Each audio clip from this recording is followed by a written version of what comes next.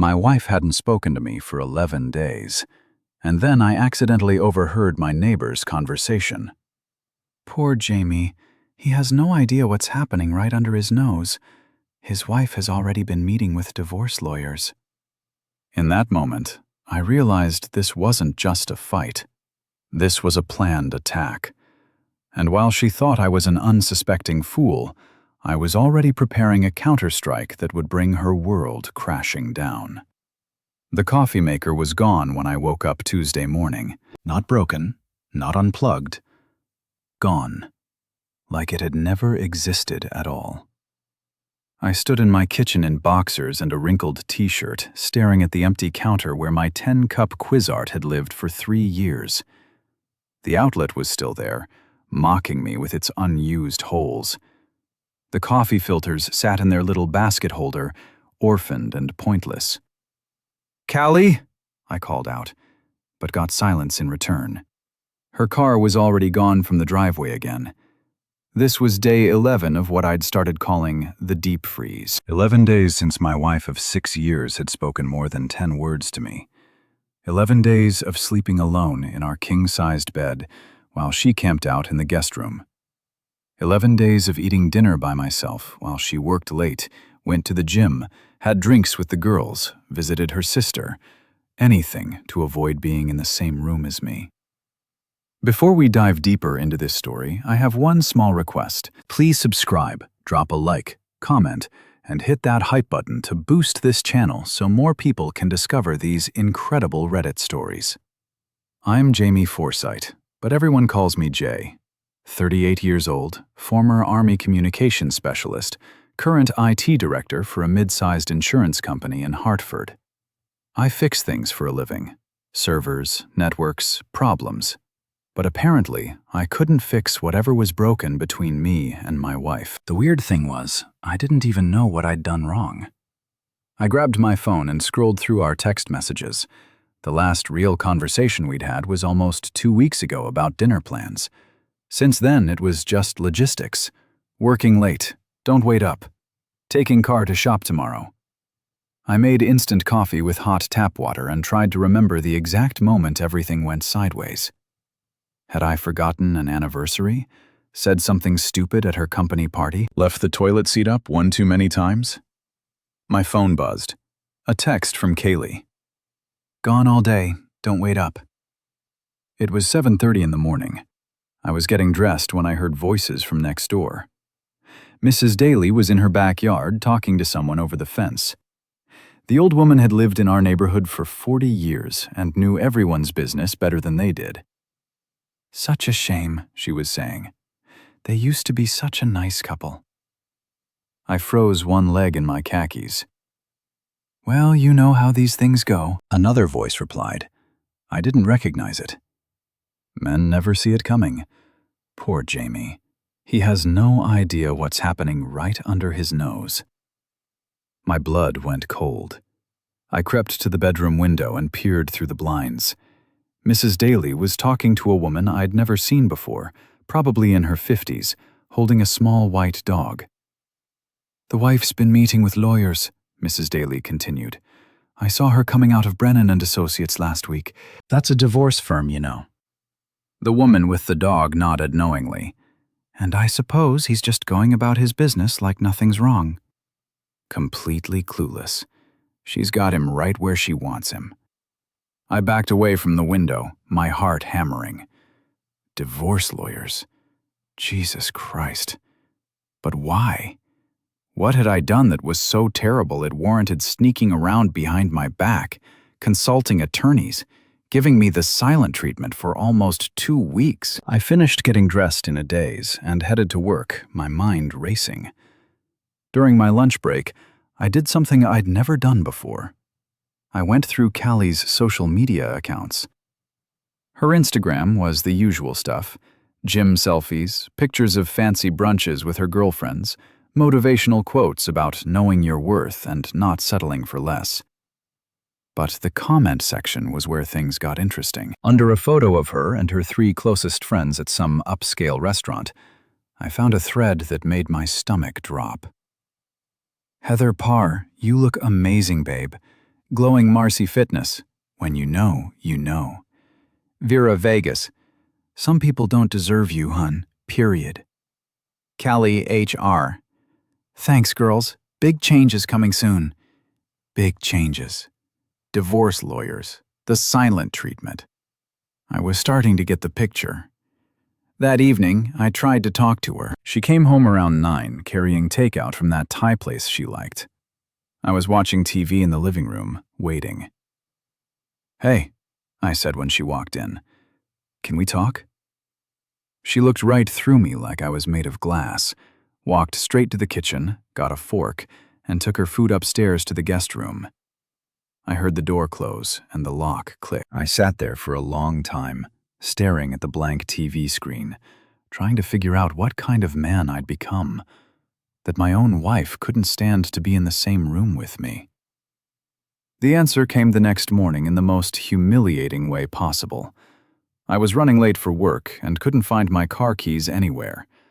I checked all the usual spots: kitchen counter, coffee table, coat pockets. Nothing. I was about to call an Uber when I remembered I'd left my laptop bag in Callie's car the night before. Her Lexus was unlocked in the garage. I grabbed my bag from the back seat and was about to leave when I noticed her phone sitting in the cup holder. The screen was lit up with notifications. I shouldn't have looked, I know that. But after 2 weeks of being treated like I had the plague, I was desperate for answers. The phone wasn't locked. She'd never been paranoid about that kind of thing. The notifications were from a group chat called Brunch Squad. Callie, Heather, Marcy, and Vera. I opened it. What I found there changed everything. The conversation was from 3 days ago. Heather, so how's the Invisible Man experiment going? Callie, OMG, it's working so well. He's like a lost puppy. Marcy, I still can't believe you're actually doing this.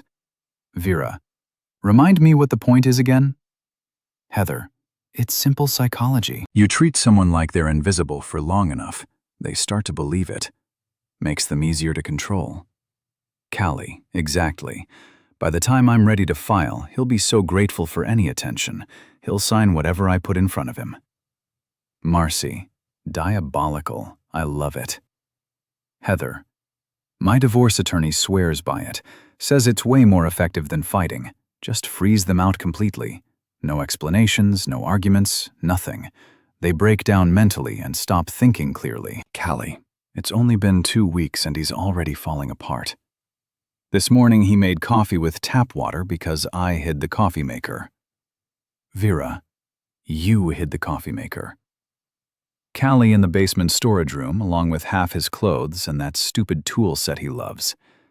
I'm disappearing his stuff piece by piece. Gaslighting 101. Heather, brilliant. By the time you serve him papers, he'll think he's losing his mind. Marcy, how much longer are you going to keep it up, Callie? Another week or 2. Then I'll hit him with the divorce papers and a soba story about how we've grown apart and I need space to find myself. He'll be so broken down he'll agree to anything just to make it stop. Heather, and you get the house, the cars, half his 401k, Callie, all of it. He won't even fight me. Trust me, I know my husband. He's weak. I stared at the screen until the words blurred. My hands were shaking so badly I almost dropped the phone. They wanted to make me invisible. They thought I was weak. They had no idea who they were dealing with. I took screenshots of the entire conversation and sent them to my own phone. Then I put Callie's phone back exactly where I'd found it and walked calmly into the house.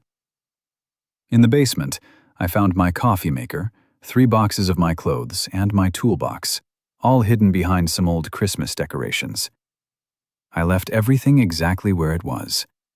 If Callie wanted to play games, I was happy to oblige, but she was about to learn that making someone invisible is a dangerous thing to do, because invisible people can go anywhere, do anything, and nobody sees them coming. I called in sick to work and spent the day planning. Not the emotional, half-assed kind of planning that most people do when their world falls apart. Military planning, methodical, thorough, and absolutely ruthless. First, I drove to the bank and opened a new account at a different institution. Then, I transferred exactly half of our joint savings, my legal right as a joint account holder. I left enough to cover the mortgage and utilities for 2 months because I'm not a complete bastard, but the rest was coming with me. Next stop was a lawyer's office. Not one of the fancy downtown firms Callie would use, but a scrappy solo practitioner named Rebecca Santos, who specialized in men's divorce rights. I'd found her online and liked her tagline, "When she takes the gloves off, we take them off too." Rebecca was a small, intense woman in her 40s with prematurely gray hair and the kind of handshake that could crack walnuts. I showed her the screenshots from Callie's phone. "Holy shit," she said, scrolling through them. "Sorry, actually, no, I don't apologize. This is some next-level psychological manipulation. Your wife and her friends are basically conspiring to commit emotional abuse. Is it illegal?" "Not technically, but it's going to make our divorce proceedings very interesting." She looked up at me with something like admiration. Most men would have confronted their wives immediately after finding this. You came to see a lawyer first. Smart. I spent 8 years in the Army. You don't react. You respond.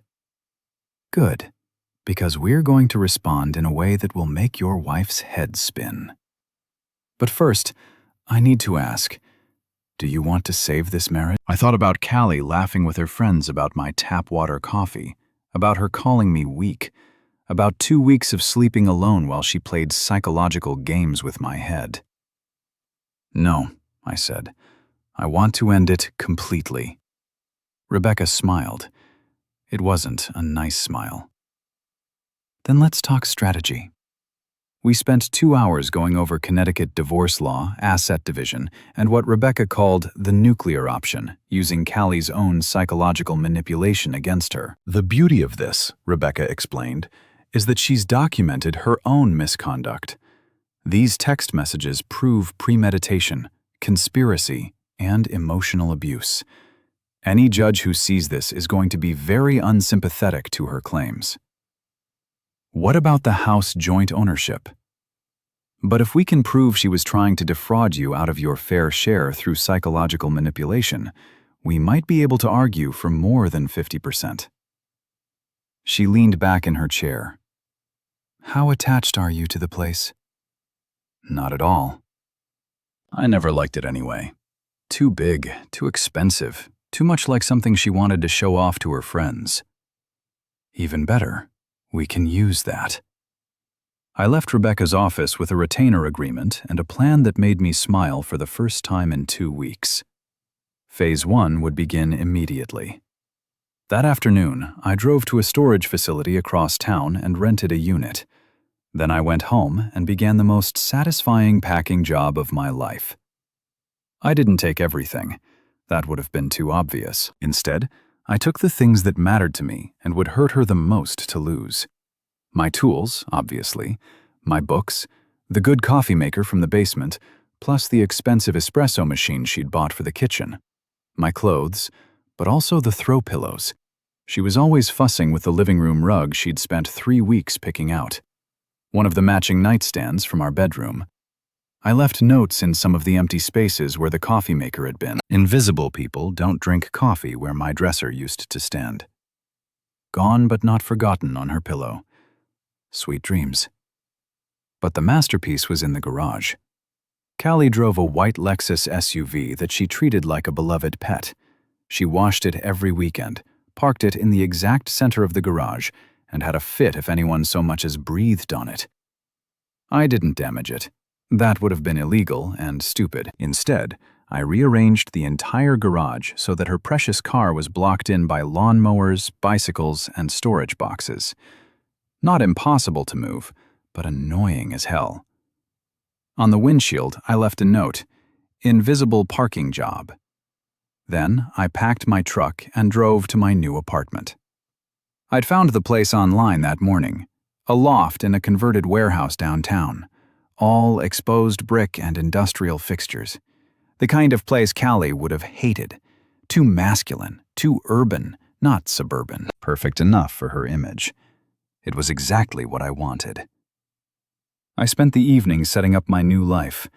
Bed, desk, coffee maker, TV. I ordered pizza and ate it sitting on the floor looking out at the city lights. For the first time in months, I felt like I could breathe. My phone buzzed around 10 p.m. A text from Callie. "What the hell did you do to the garage?" I didn't respond. Invisible people don't text back. 20 minutes later. "Jamie, this isn't funny. I can't get my car out." Nothing then. "I know you're getting these. Answer me." I turned off my phone and went to bed. The next morning, I drove past the house on my way to work. Callie's car was in the driveway, parked crooked like she'd been in a hurry. The garage door was open, and I could see the chaos inside where she'd obviously moved everything around trying to get her car out. At work, I cleaned out my desk and submitted my resignation letter. 2 weeks' notice, professional and courteous. My boss, Dave, was shocked. "You're one of our best people, Jay. What's this about?" "Money. We can talk about a raise." "Personal reasons," I said. "I need a change." "This is awfully sudden. Is everything okay at home?" I almost laughed. "Everything's fine, Dave. Better than fine, actually." That wasn't entirely true, yet, but it would be soon. I'd already lined up a new job through a former Army buddy who ran an IT consulting firm. Better pay, more flexibility, and best of all, it would let me work from anywhere, including my new loft apartment that Callie didn't know about. My phone had been buzzing all morning with increasingly frantic texts from my wife. I finally turned it on during lunch to read them. "Where are you? Your office said you resigned. What the hell is going on, Jamie? You're scaring me. Please call. This isn't like you. Are you having some kind of breakdown? I'm calling your mother." That last one made me laugh out loud. My mother lived in Florida and barely tolerated Callie. Good luck with that conversation. But the best text came around 2:00 p.m. I went by the bank. They said, "You closed our savings account.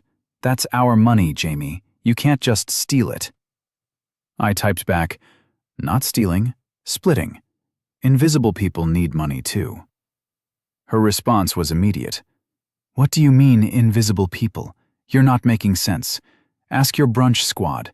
They'll explain it." Then I blocked her number. By 5 p.m., I was getting calls from numbers I didn't recognize. Callie trying to reach me through different phones. I let them all go to voicemail. That evening, I went to Murphy's, a dive bar near my new apartment, the kind of place with sticky floors, cheap beer, and a bartender who minded her own business. I was nursing my second Budweiser when a woman slid onto the stool next to me. "You look like a man with a story," she said. Her name was Janine, mid-30s, auburn hair, wearing jeans and a leather jacket.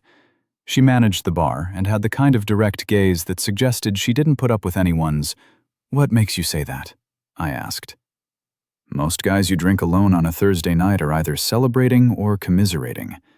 You don't look like you're celebrating, but you don't look miserable either. That usually means you're plotting something." I laughed. "Is it that obvious, honey?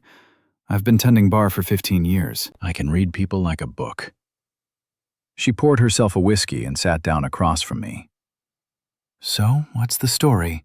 Divorce? Getting there? Wife cheat on you?" "Worse, she tried to make me disappear." Janine raised an eyebrow. "Come again?" I found myself telling her the whole story. The silent treatment, the hidden coffee maker, the group chat full of psychological manipulation tactics. Janine listened without interrupting, her expression growing darker with each detail. "Jesus Christ," she said when I finished. "That's some serious territory. What kind of person does that to someone they supposedly love?" "The kind who thinks her husband is weak and stupid." "And is he?" I met her eyes. "Not even a little bit." Janine smiled. It was a sharp, predatory smile that reminded me of my lawyer's expression. "I like you already. So, what's the plan?" Phase 1 is complete. I've gone ghost. New apartment, new job, new bank account. She has no idea where I am or how to reach me. And Phase 2, that's where things get interesting. I told her about the divorce papers Rebecca was preparing, the evidence we had of Callie's manipulation, and the nuclear option we were considering. "Damn," Janine said. "Remind me never to piss you off." Only people who try to make me invisible need to worry about that. We talked until closing time. Janine was smart, funny, and had zero patience for the kind of games Callie liked to play. When she locked up the bar, she walked me to my truck. "You know," she said, "if you need someone to help you stay visible, I'm around most nights." I might take you up on that. I hope you do. And Jay, yeah, when you finally drop the hammer on your wife, I want to hear all about it. I drove home thinking about visibility and invisibility, about the difference between disappearing and vanishing. Callie thought she could make me fade away, become a non-person she could manipulate and control. Instead, she'd created a ghost.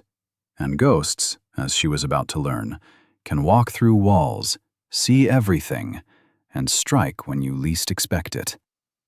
Phase 2 was about to begin.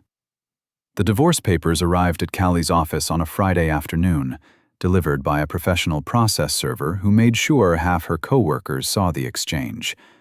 Rebecca had timed it perfectly.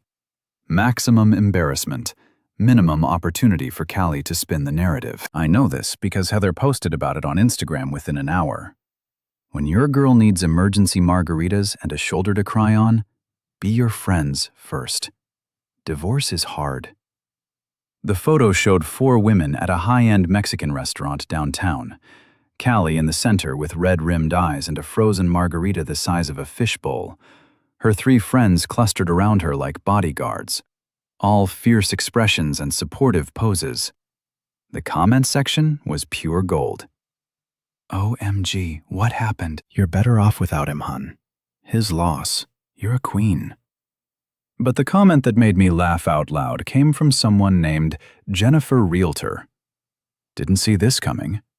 You guys seemed so happy at the Christmas party." Callie's response: "Sometimes you don't really know someone until they show you who they are." I screenshot the whole thread and sent it to Rebecca with a message. Evidence of her spinning the narrative might be useful later. Her reply was immediate. "Already on it. My investigator is monitoring all their social media accounts. Keep being a ghost. It's driving them crazy." She wasn't wrong. Over the weekend, I got a barrage of calls from numbers I didn't recognize. Callie's friends, her sister, even her mother, all trying to reach me on her behalf. I let every single call go to voicemail. The messages were predictable. "Jay, this is Heather. Callie is really worried about you. Can you please call her back?" "Jamie, it's Susan, Callie's sister. I don't know what's going on between you two, but this isn't the way to handle it. Be a man and talk to your wife." This is Patricia Brennan, Callie's mother. "I always knew you weren't good enough for my daughter, but I didn't think you were cruel. Prove me wrong and call her back." I deleted them all without responding. Monday morning, I started my new job. The consulting firm was everything my old corporate gig wasn't: fast-paced, challenging, and full of people who actually knew what they were doing. My first assignment was helping a manufacturing company upgrade their entire network infrastructure. Complex, high stakes, and exactly the kind of problem I loved solving. I was deep in server configurations when my phone rang. Unknown number, but this time I recognized the area code. Hartford. Probably another flying monkey from Callie's circle. I answered with my most professional voice. "Jaime Foresight Consulting." Jaime Foresight Consulting. The voice was male, unfamiliar, and slightly amused. That's new. Who is this? "Trent Wallace. I think we need to talk." I knew that name.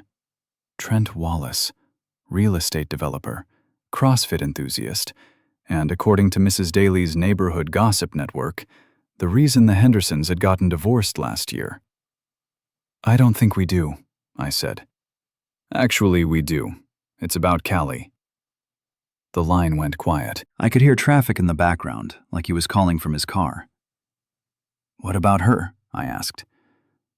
Look, this is awkward, but she's been reaching out a lot, and I think there might be some misunderstanding about my relationship with your wife, my soon-to-be ex-wife. And I don't think there's any misunderstanding at all. Trent cleared his throat. Right, well, the thing is, Callie seems to think we have something going on, and we don't. I mean, we've talked a few times at the gym, maybe grabbed coffee once or twice, but that's it. I'm not interested in getting involved in someone else's divorce. I almost admired his attempt at damage control. Almost. Trent, let me ask you something. Do you think I'm stupid? What? No. Because the only reason you'd be calling me right now is if Callie told you I found out about your little coffee dates, and you're trying to get ahead of the story. Which means you think I'm stupid enough to believe that you and my wife are just gym buddies. Silence. Here's what's going to happen, I continued. You're going to stop taking Callie's calls. You're going to stop meeting her for coffee, and you're going to stay the hell away from my divorce, because if you don't, I'm going to make your life very complicated. Are you threatening me? I'm educating you. There's a difference. I hung up and immediately called Rebecca. Your wife has a boyfriend, I told her. I was wondering when that shoe would drop. Tell me everything. I relayed the conversation with Trent. Rebecca listened without interrupting, but I could hear her typing notes. This is perfect, she said when I finished. Adultery isn't grounds for divorce in Connecticut anymore, but it absolutely affects asset division and alimony. If we can prove she was cheating during the marriage, it strengthens our position significantly. How do we prove it? Leave that to me.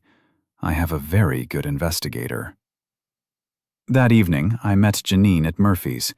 She was working, but the bar was slow, so we could talk between customers. I told her about Trent's call and Rebecca's reaction. So, your wife is cheating, and her boyfriend is trying to distance himself, Janine said, wiping down glasses. Classic. The timing is interesting, though. She starts the invisible treatment 2 weeks ago, but she's been seeing this guy for longer than that. Makes me wonder if the psychological manipulation was always about setting up the divorce in her favor. You think she planned this whole thing? I think my wife is a lot more calculating than I gave her credit for. A customer at the other end of the bar signaled for another beer. Janine served him and came back to our conversation. So, what's your next move? I'm going to stay invisible a little longer. Let her and her friends think they're winning while Rebecca's investigator does his thing. Then, when we have everything we need, you drop the hammer. Exactly. I like the way you think.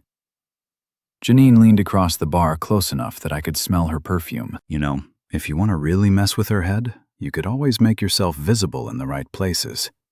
Let her see you moving on. What do you mean? I mean, show up somewhere you know she'll be, with someone who's clearly not devastated by the divorce. She smiled.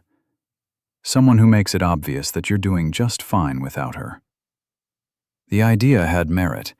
Callie's whole strategy depended on me being broken down and desperate. If she saw that I was not only surviving, but thriving, it would undermine everything she thought she knew about me. Where would you suggest? There's a wine bar downtown called Vintage. Very trendy, very see and be seen. Her type of place. I bet if you checked her Instagram, you'd find pictures of her there with her friends. I pulled up Callie's Instagram and scrolled back through her recent posts. Sure enough, there were multiple photos from Vintage over the past few months. Her and the brunch squad raising wine glasses and making duck faces at the camera. Saturday night, I asked. Saturday night, Janine agreed. But we're not going to sneak around or hide in the corner. We're going to walk in like we own the place and have the best damn time of our lives. What if she causes a scene? Honey, I've been dealing with drunk women for 15 years. Trust me, I can handle your wife. Saturday night, I put on my best shirt and picked up Janine at her apartment. She looked incredible. Black dress, heels, hair done up in a way that made her look like she belonged on a magazine cover. "Damn," I said when she opened the door. "You clean up pretty nice yourself." She grabbed her purse and a leather jacket. "Ready to make your wife's head explode?" Vintage was exactly the kind of place I'd expected. Exposed brick walls, dim lighting, and wine prices that could fund a small country's defense budget. The hostess seated us at a table with a perfect view of the entire restaurant. We ordered a bottle of wine that cost more than most people spent on groceries in a week, and settled in to wait. Janine was good company, funny and smart, and completely comfortable in her own skin. We talked about everything except my divorce, and for the first time in months, I felt like myself again. Callie arrived at 9:30 with her usual entourage. Heather, Marcy, and Vera, all dressed to kill and ready for a girls' night out. They got a table across the room, but I could see them clearly. "That's them," I told Janine. "The blonde in the red dress is your wife. That's her." Janine studied Callie with the analytical gaze of a bartender sizing up a potential problem customer. "She's pretty, I'll give her that, but she looks high maintenance as hell." "You have no idea." It took about 10 minutes for Callie to notice me. I saw the exact moment it happened. She was laughing at something Heather said, scanning the room with that casual social awareness. All popular girls develop.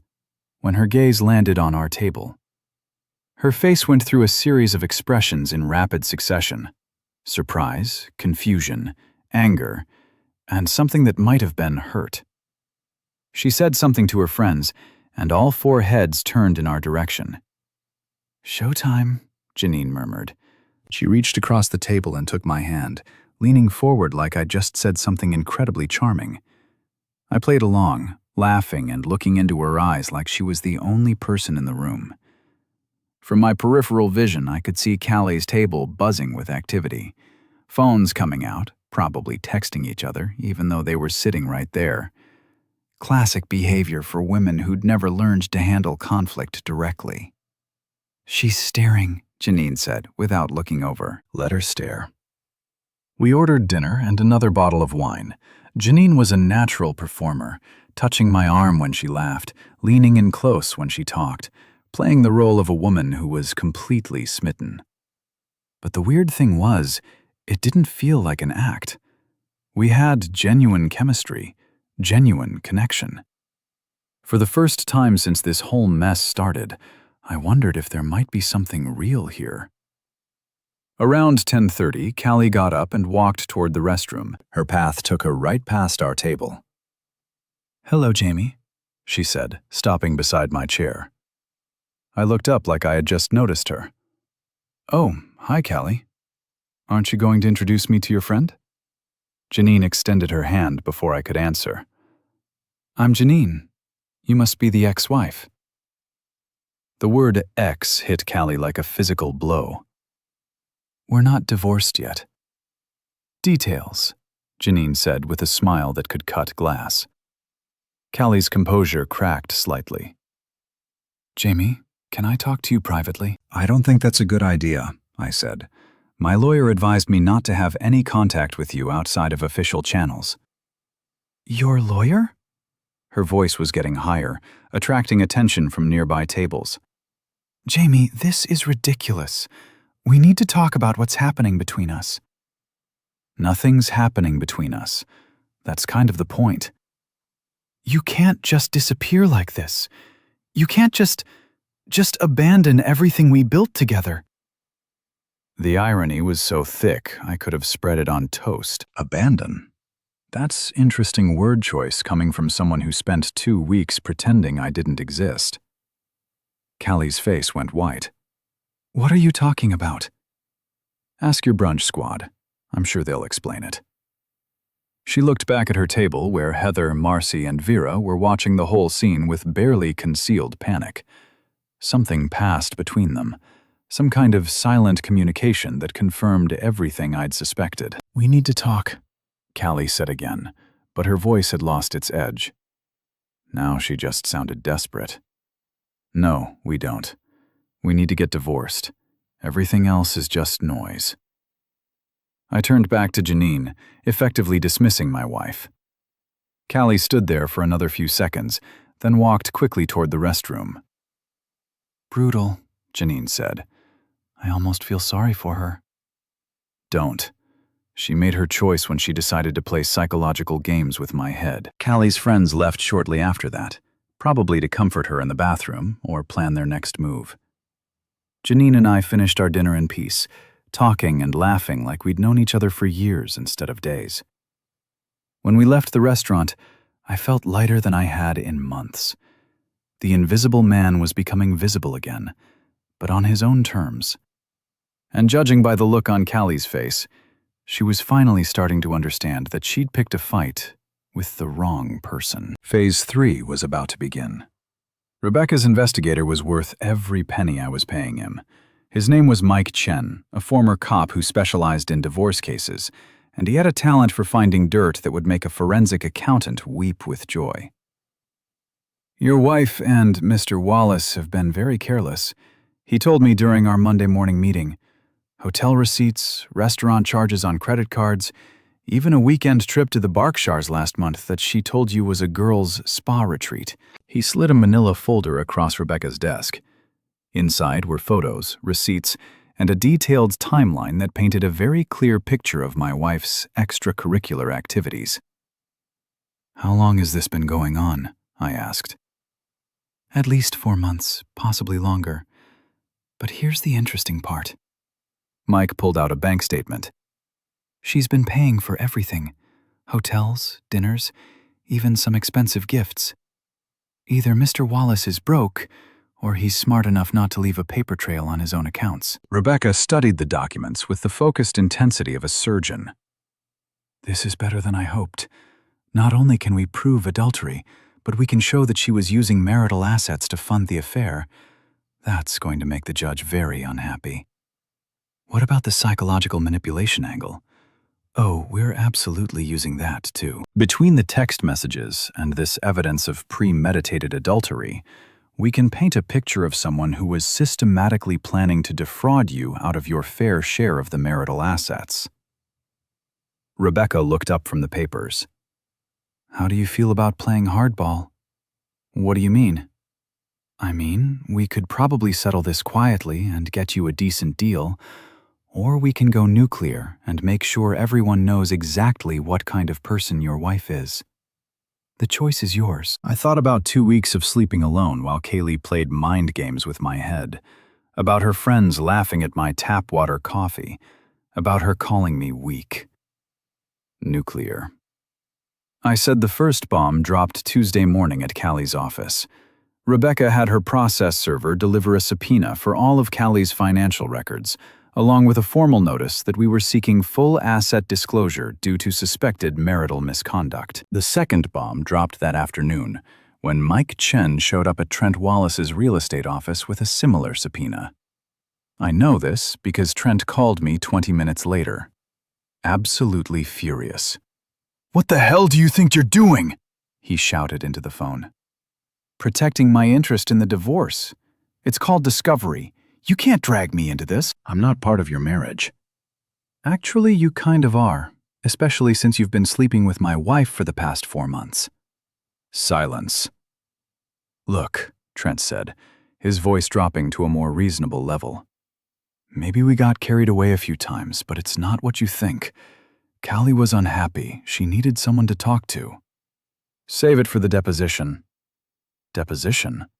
Oh, didn't I mention my lawyer wants to ask you some questions under oath? You know, about those hotel receipts and that romantic weekend in the Berkshires that my wife paid for with our joint credit card?" More silence. "This is insane," Trent finally said. "You're destroying people's lives over a marriage that was already over." My marriage was over the day my wife decided to treat me like I was invisible. Everything else is just consequences.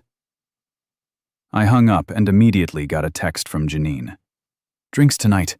I want to hear about your day." Murphy's was busy for a Tuesday, but Janine had saved me a seat at the end of the bar where we could talk privately.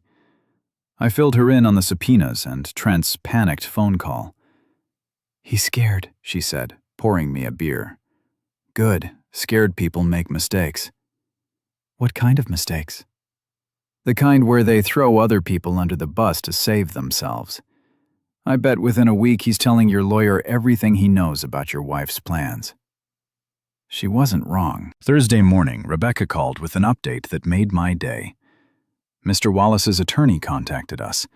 She said he wants to cooperate fully with our investigation in exchange for being dropped from the case. What does that mean?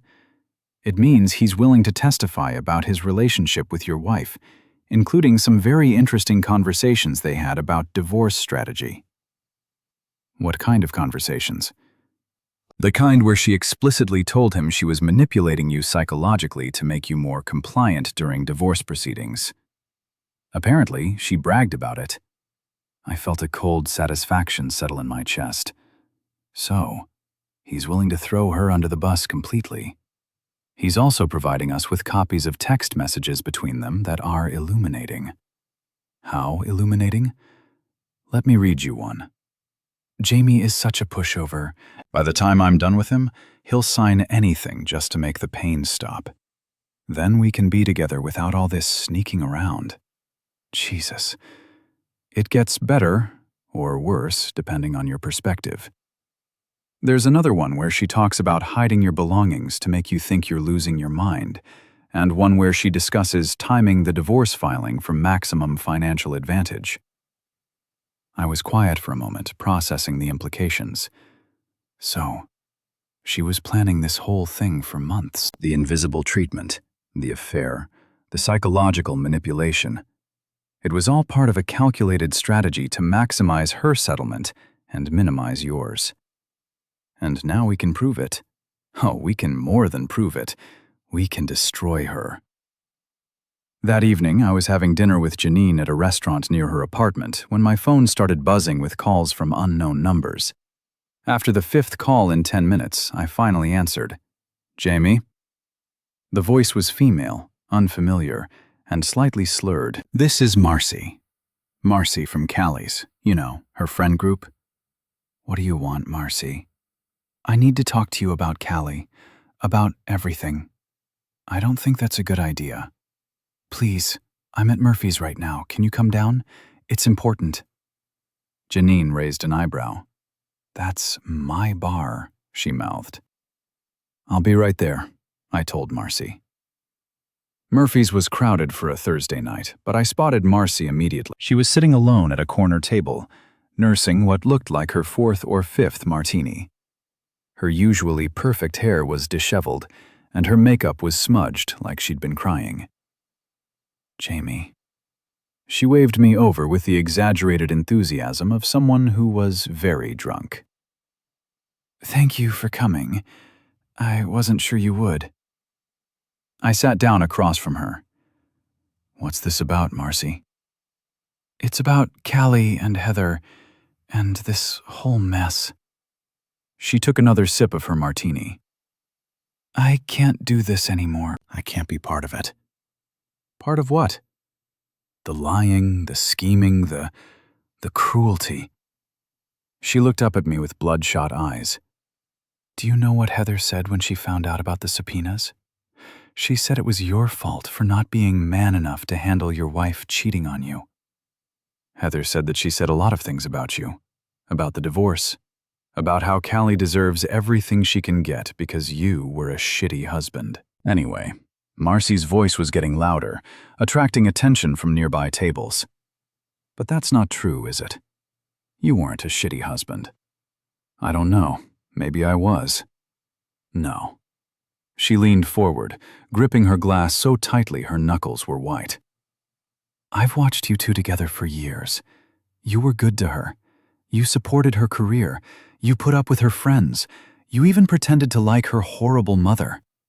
And how did she repay you? By playing sick psychological games." I glanced toward the bar and caught Janine's eye. She was watching our conversation with professional interest, ready to intervene if Marcy got too loud or emotional. "Why are you telling me this?" I asked. "Because I feel guilty." "Because I was part of it." Tears started running down her cheeks. The invisible thing was Heather's idea, but we all went along with it. We thought it was funny. We thought you deserved it for, I don't even remember what we thought you deserved it for, Marcy. And now Callie's talking about taking you for everything you're worth. And Heather's helping her find ways to hide assets. And Vera's coaching her on what to say to make you look like an abusive husband. She wiped her nose with a cocktail napkin. "It's not right. None of this is right. I felt like I was watching a dam burst." "What do you mean? And hide assets?" Callie's been moving money around, transferring it to accounts Heather set up, buying expensive jewelry and hiding it at her mother's house, even prepaying for things like car insurance and gym memberships so the money doesn't show up in the divorce proceedings. "That's fraud." "I know, and I told her that. But she said you'd never figure it out because you're too trusting and too stupid."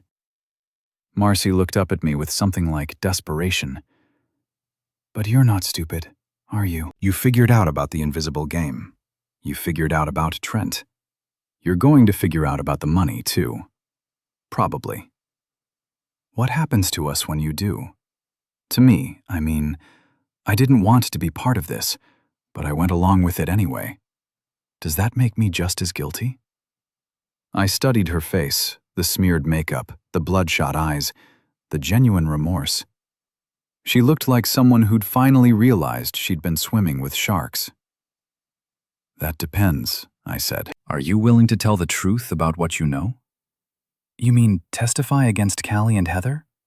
If it comes to that?" Marcy was quiet for a long moment, staring into her martini like it held the answers to life's great questions. Finally, she looked up at me. "They're going to destroy me if I turn on them."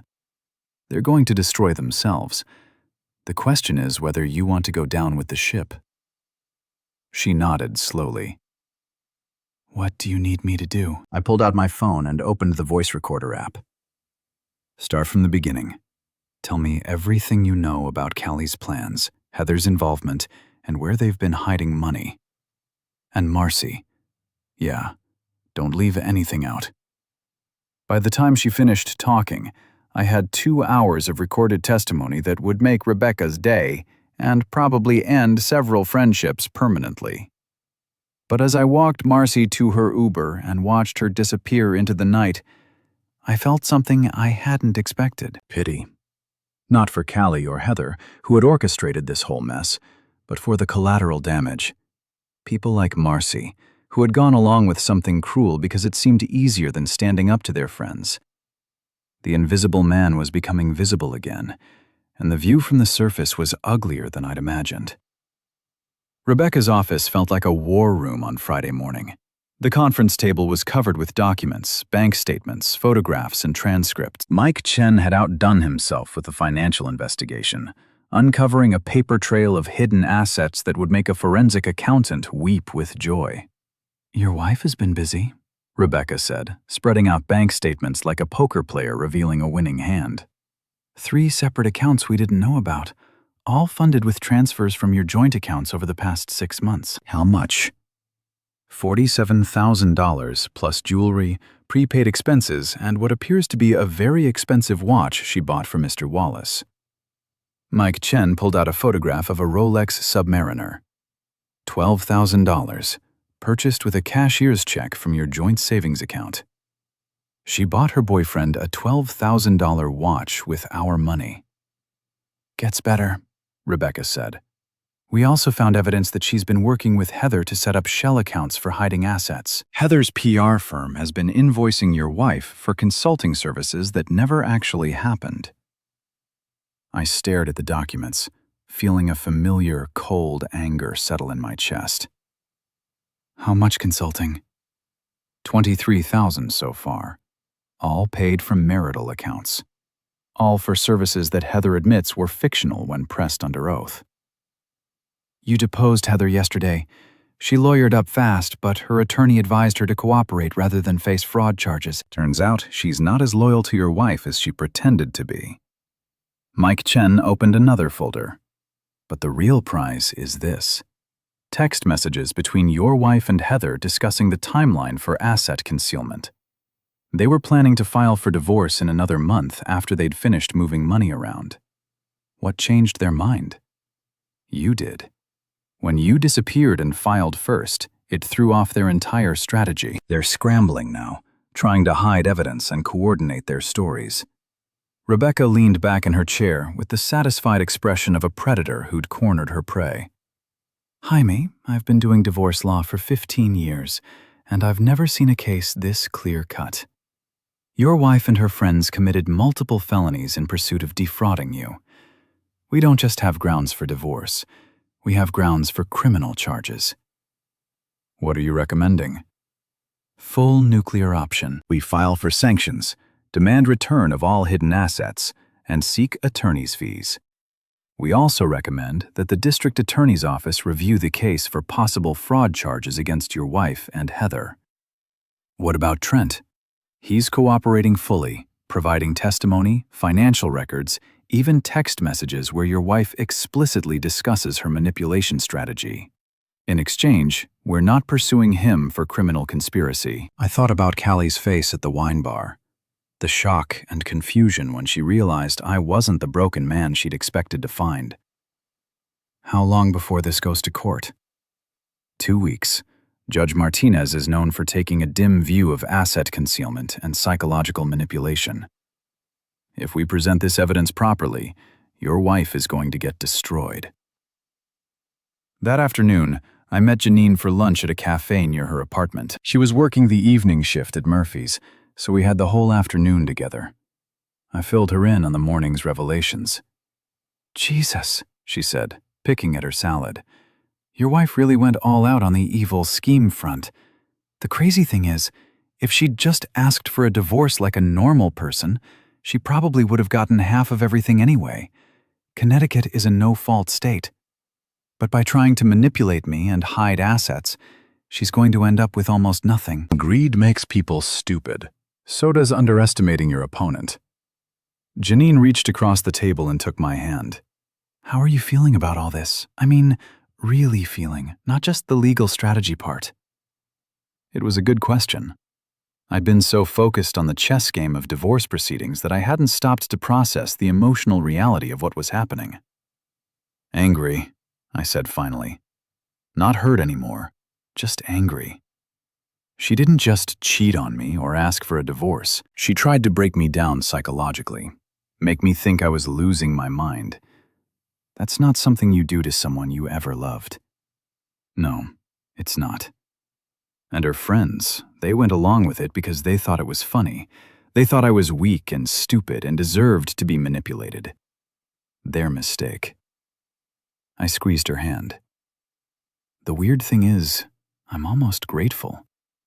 If Callie had been honest about wanting a divorce, I would have been devastated. I would have spent months trying to figure out what I did wrong, how I could have been a better husband. Instead, she showed me exactly who she really is. And who is that? Someone I never should have married in the first place. We spent the afternoon walking around downtown, talking about everything except my divorce. Janine had a way of making me forget about the legal drama and just enjoy the moment. We browsed bookstores, had coffee at a sidewalk cafe, and watched street musicians in the park. Around 5 o'clock, my phone started buzzing with calls from unknown numbers. After the 4th call, I finally answered. Jamie, thank God. It was Vera, Callie's friend from the brunch squad. I've been trying to reach you all day. What do you want, Vera? I need to talk to you about Callie, about everything that's been happening. Can we meet somewhere? I don't think that's a good idea. Please, it's important. I have information you need to hear. Janine raised an eyebrow. I covered the phone and whispered, Another one jumping ship. Where do you want to meet? I asked Vera. There's a coffee shop on Elm Street called The Grind. Can you be there in an hour? Fine, 1 hour. The Grind was a hipster coffee place with exposed brick walls and baristas who took their latte art very seriously. Vera was already there when I arrived, sitting at a corner table with a cup of something that looked like it had cost more than most people's lunch. She looked terrible. Her usually perfect hair was pulled back in a messy ponytail, and she wasn't wearing makeup. She looked like someone who hadn't slept in days. "Thank you for coming," she said as I sat down. "I wasn't sure you would." "What's this about, Vera?" "It's about Heather and what she's been doing to all of us." "What do you mean?" Vera pulled out her phone and opened a voice recording app. "I recorded a conversation I had with Heather yesterday after she got back from her deposition. I think you need to hear it." She hit play. The audio quality was poor, but I could clearly hear two female voices having a heated argument. "Told them everything, didn't you?" That was Callie's voice. "I told them what I had to tell them to avoid going to prison." Heather's voice, defensive and angry. "You were supposed to be my friend." "I am your friend. That's why I'm telling you to cut your losses and settle this thing before it gets worse." "Worse? How could it get worse?" "Because your husband isn't the pushover you thought he was. He's been playing chess while you've been playing checkers, and now you're screwed. This was your idea. The invisible thing, the asset hiding, all of it.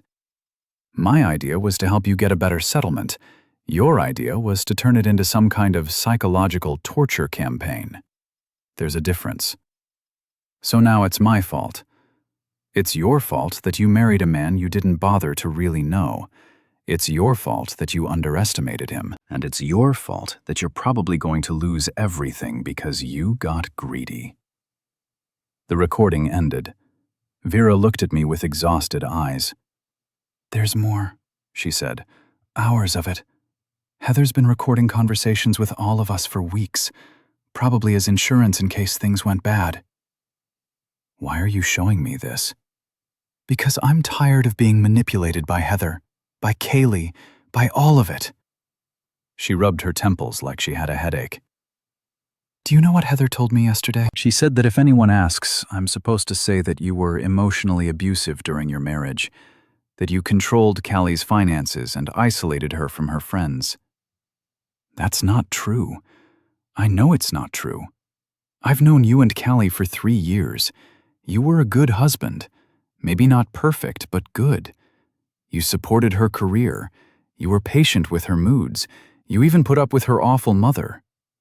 Then why would you lie about it?" "Because Heather said if I didn't, she'd make sure everyone knew about my DUI last year, the one I managed to keep quiet because my dad knows the right people."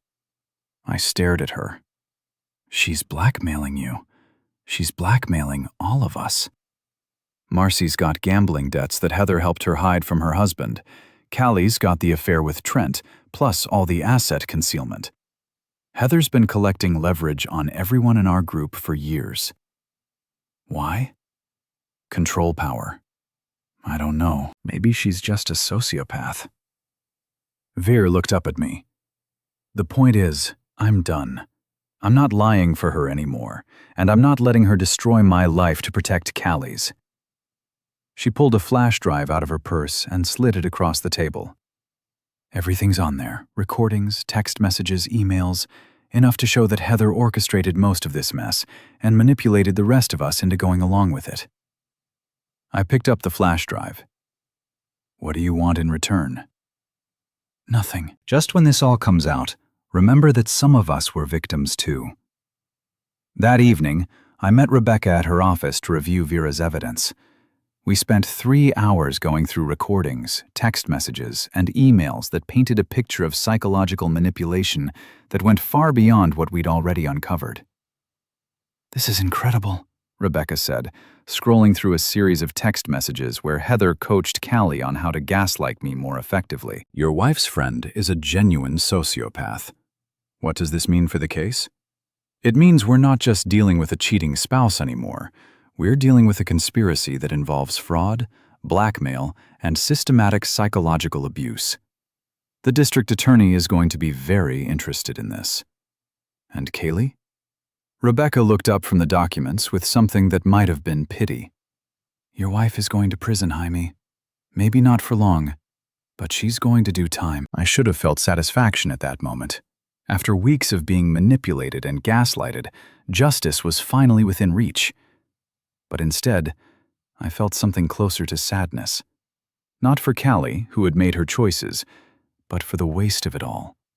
The years we'd spent together, the life we could have had if she'd been a different person. When do we file the criminal complaint? I asked. Monday morning, and Jamie. Yeah, you might want to prepare yourself. When this hits the news, it's going to be a circus. I thought about Callie's Instagram posts, her carefully curated image of success and happiness, about Heather's PR firm and her obsession with appearances, about all the people who thought they knew us as a couple. Let it be a circus, I said. It's time for everyone to see who they really are. The story broke on Wednesday morning, courtesy of a reporter from the Hartford Courant who had been following white-collar crime cases. The headline read, "Local HR director charged with fraud in divorce scheme." By noon, it was trending on local social media. By evening, it had been picked up by regional news outlets. The story had everything journalists loved: wealthy suburbanites, psychological manipulation, hidden assets, and a revenge plot that had backfired spectacularly. I was at my new office when Rebecca called with an update. The district attorney filed charges this morning, she said. Your wife and Heather are both looking at felony fraud, conspiracy, and racketeering charges. The DA's office is calling it one of the most sophisticated divorce fraud schemes they've seen. What about the civil case? Judge Martinez reviewed our evidence yesterday. He's awarding you 75% of all marital assets, plus attorney's fees, plus punitive damages for the psychological manipulation. Your wife is going to walk away from this marriage with almost nothing. I should have felt victorious, but mostly I felt tired. When does she go to trial? Probably not for 6 months, but her attorney called this morning wanting to discuss a plea deal. Apparently, she's finally ready to admit that trying to manipulate you was a mistake. That afternoon, I drove past our old house for the first time since I'd moved out. There was a for sale sign in the front yard, and Callie's Lexus was nowhere to be seen. Mrs. Daly was in her garden, and she waved when she saw me. Jamie, she called out. I've been reading about you in the paper. Good for you standing up for yourself like that. I pulled over and walked to her fence. How's the neighborhood been? Quiet since your wife moved out. She's staying with her mother now, I heard. The house has been empty for a week. Any offers on it? Oh, honey, nobody's going to buy that place now. Not with all the publicity. People don't want to live in a house that was in the news for fraud. I looked at the house where I'd spent 6 years of my life trying to feel some kind of nostalgia or regret. Instead, all I felt was relief that I'd never have to pretend to be happy there again. That evening, Janine and I had dinner at a restaurant downtown. It was the same place where I'd first told her about Callie's manipulation games, but everything felt different now. The legal drama was essentially over. The criminal charges had been filed, and I was finally free to think about what came next. So, what's the plan now? Janine asked over dessert. Besides counting your money and enjoying your vindication? I don't know. I've been so focused on the divorce that I haven't thought much about the future. Maybe it's time to start. She was right. For the first time in months, I could make plans that didn't revolve around legal strategy or revenge plots. I could think about what I actually wanted my life to look like. I was thinking about taking a vacation, I said. Somewhere warm with beaches and drinks that come with little umbrellas. Sounds perfect. When do we leave? The casual way she said "we" made me smile. You want to come with me, Ani? After everything we've been through together, I'm not letting you out of my sight. Besides, someone needs to make sure you actually relax instead of spending the whole time checking legal documents. We were walking back to my truck when my phone rang. Unknown number, but I recognized the area code. Hartford. Jamie. The voice was barely a whisper. It's Callie. I stopped walking. Janine looked at me with concern. "What do you want, Callie?" "I need to see you. To talk to you. Please." "I don't think that's a good idea. You're facing criminal charges and my lawyer—" "Please." Her voice broke. "I know I don't deserve it, but I need to explain. I need you to understand why I did what I did." I looked at Janine, who shrugged. "Your call?" she mouthed. "Where?" I asked.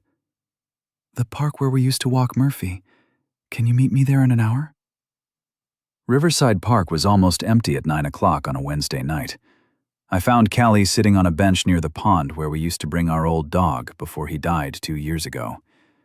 She looked terrible. Thin, pale, wearing clothes that looked like she'd slept in them. "Thank you for coming," she said without looking at me. "You've got 5 minutes. I know you hate me. I know you think I'm a terrible person, and maybe I am." She finally looked up, and I could see that she'd been crying. "But I need you to know that I never meant for it to go this far." "How far did you mean for it to go?" "I don't know. I was angry and hurt, and Heather kept telling me that you didn't appreciate me, that you were taking me for granted. She said the invisible treatment would make you realize how much you needed me, so you decided to gaslight me for 2 weeks. I thought if I made you feel like you were losing me, you'd fight for me. You'd show me that you cared." I stared at her. "You thought psychological manipulation would make me love you more?" It sounds insane when you say it like that. It is insane. And it's not the worst thing you did. You cheated on me, Callie, for months. You stole money from our joint accounts. You tried to hide assets so you could screw me over in the divorce. "I know." Her voice was barely audible. "I know I did terrible things, but I was scared." Scared of what? Of being alone. Of starting over. Of admitting that our marriage was over. She wiped her eyes with the back of her hand. Heather said, "If I was smart about it, I could get enough money in the divorce to start fresh." She said you'd never figure it out because you trusted me too much. She was right about one thing. I did trust you too much. "Jamie, I'm going to prison. My lawyer says I'll probably get 2 years, maybe 3. I'll lose my job, my reputation, everything. And for what? For money I'll never see, and a boyfriend who won't even return my calls now that the story is in the news." I felt a flicker of something that might have been pity, but it died quickly. "What do you want from me, Callie? Forgiveness? Sympathy?" "I want you to know that I loved you. Maybe not the way I should have. Maybe not enough. But I did love you. And I'm sorry I threw it all away for something so stupid." "You didn't throw it away for something stupid. You threw it away because you thought I was weak and you could manipulate me. The only stupid thing was underestimating me." She nodded, tears streaming down her face. "I know. And now I've lost everything. And you're better off without me." "Yeah, I am." It was harsh, but it was true. Looking at her now, I couldn't remember what I'd ever seen in her. The woman I'd married had been confident, ambitious, and beautiful. This woman was broken, desperate, and pathetic. "Will you ever forgive me?" she asked. "I don't know. Maybe someday, but not today." I stood up to leave. "Kaylee?" "Yeah. Next time you want to make someone invisible, make sure they can't see you coming." I walked back to my truck where Janine was waiting with coffee and a sympathetic smile. "How was it?" she asked. Maybe pathetic. She wanted me to feel sorry for her. "Do you?" "A little, but not enough to matter." We drove back to my apartment in comfortable silence. For the first time since this whole mess started, I felt like I could finally close the book on my marriage and start writing the next chapter of my life. 3 months later, Callie pled guilty to fraud and conspiracy charges and was sentenced to 18 months in federal prison. Heather got 2 years for racketeering and was disbarred from practicing public relations in Connecticut. Trent moved to Florida and changed careers. Marcy and Vera testified for the prosecution and received probation. The last I heard, they weren't speaking to each other. The house sold eventually at a significant loss due to all the negative publicity. I didn't care. I used my share of the proceeds to buy a small cabin on a lake in New Hampshire, where Janine and I spend weekends fishing and pretending to be normal people. My consulting business is thriving. It turns out that being the guy who outsmarted a sophisticated fraud scheme is excellent marketing in the cybersecurity world. Clients trust me to protect them from people who want to make them invisible. And Janine. She quit Murphy's and opened her own restaurant, a small place with good food, honest drinks, and a strict policy against serving people who think they're better than everyone else. Sometimes I think about the invisible man I used to be, the guy who let himself be manipulated and gaslighted because he trusted the wrong person. That man is gone now, replaced by someone who sees clearly and strikes back when necessary. Callie wanted to make me disappear. Instead, she made me visible in ways she never could have imagined. And I'm never going invisible.